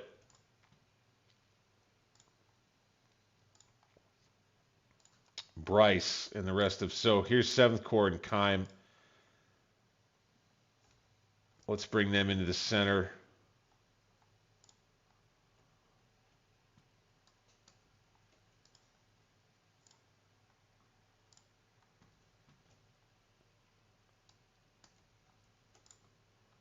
Like so.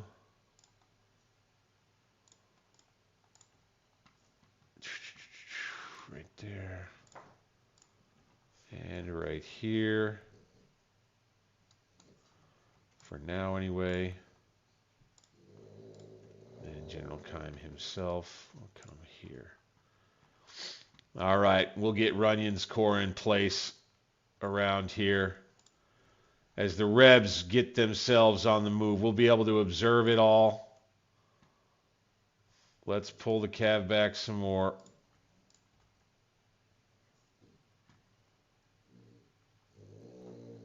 Let's have Crook's division vacate these woods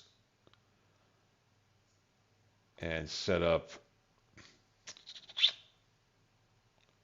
tell you what, how about Bryce moves himself in here. McDowell's Cav, right flank. Yep, here they come.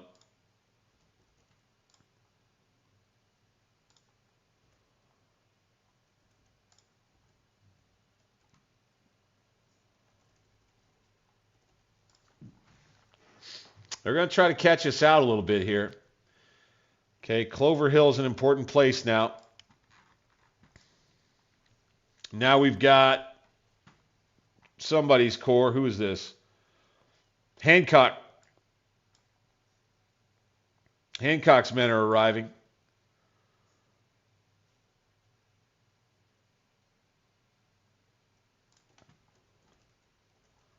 (1:45 p.m.) The Rebs come out of the wilderness at us. The battle around Clover Hill is what I'm thinking.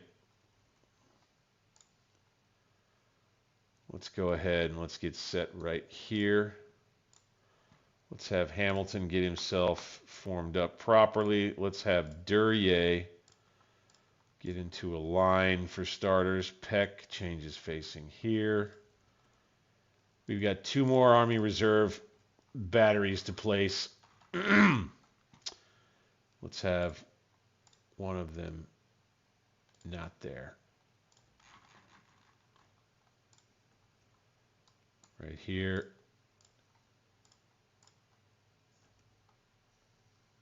And right here. Okay, coming down this road now.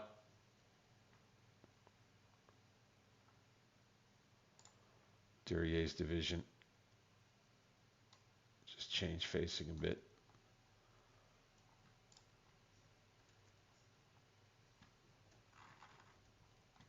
Hamilton. This artillery.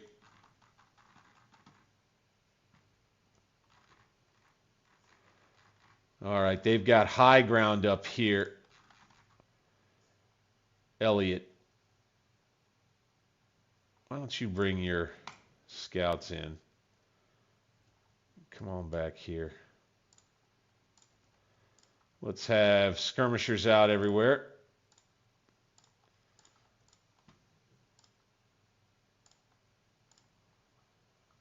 And let's bring it down to 1 time. All right, so the Rebs thought that they would go ahead and put us on the defensive out here late in the day today. Let's see if the rest of Hancock's corps showed up. Yep. So we'll go ahead and we'll bring them straight down the road.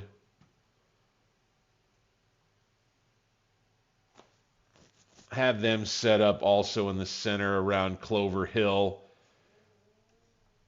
Probably let them turn us if they want over here and have Hancock come in. Let's just put them right there. They'll get moving.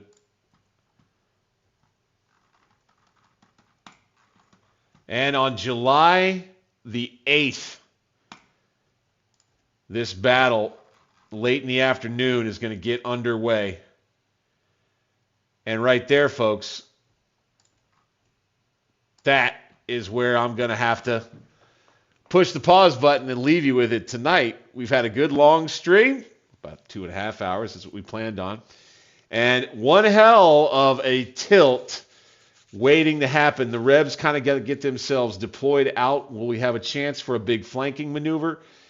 Could we just crowd a whole bunch more troops into Clover Hill and fight a massive one there? I don't know exactly what's going to be coming right here, but this one's got me pretty excited, man. Every single one of these big, huge battles that we fight gets me pumped to play the next time on the next stream. But that, I think, is going to do it for Grand Tactician. You are the best. I appreciate you being here with me and hanging in as we keep it rolling in Grand Tactician. What a fun campaign this is, man. This has been great. The Union campaign continues in our next stream, of course. If you've been along all night tonight, I appreciate you. Hit that thumbs up button for me once again. Consider subscribing to the channel. It's Alternate History Gaming with me, Bank60s, your humble and gracious player host. You can check the name when it pops up there. And once again, do consider, if you would, becoming a member. It's just $2 a month, $5 for a veteran membership, more access, early access to videos and members-only content. I would ask you to consider that as well. Otherwise, I appreciate you being here tonight, guys.